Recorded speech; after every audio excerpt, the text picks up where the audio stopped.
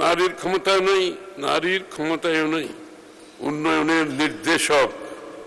তাই নারীর ক্ষমতায়ন ও শিশুর নিরাপদ শৈশব নিশ্চিত করাই আমাদের লক্ষ্য। আধুনিক শিক্ষা, স্বাস্থ্যসেবা, কর্মসংস্থানের মাধ্যমে নারীদের স্বনির্ভরতা এবং শিশুদের সুরক্ষা নিশ্চিত করা হবে। এক্ষেত্রে আমরা নিম্নরূপ কার্যক্রম গ্রহণ করেছি। কর্মজীবী নারীদের জন্য প্রথম ধাপে 20টি এবং পরবর্তী ধাপে আরো 60টি আধুনিক ডে কেয়ার কেন্দ্র স্থাপন করা হবে। বিদেশ ফেরত নারী শ্রমিকদের পুনর্বাসন ও সামাজিক নিরাপত্তা নিশ্চিত করা হবে।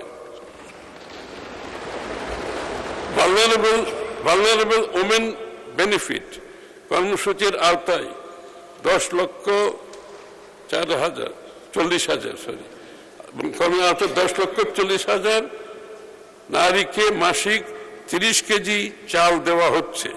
অলরেডি দেওয়া হচ্ছে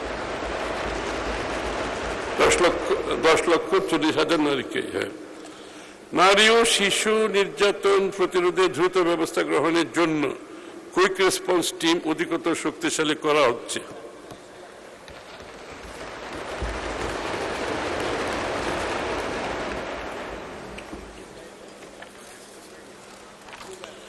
পথ শিশু ও ঝুঁকিপূর্ণ শিশুদের দীর্ঘমেয়াদী পুনর্বাসন করা হচ্ছে।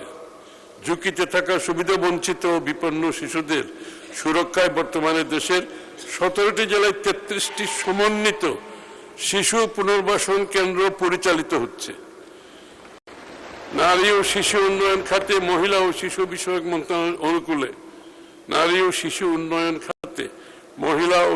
বিষয়ক মন্ত্রণালয়ের অনুকূলে আগামী 26-27 অর্থ বছরে 5,196 কোটি বরাদ্দ রাখার প্রস্তাব করছি।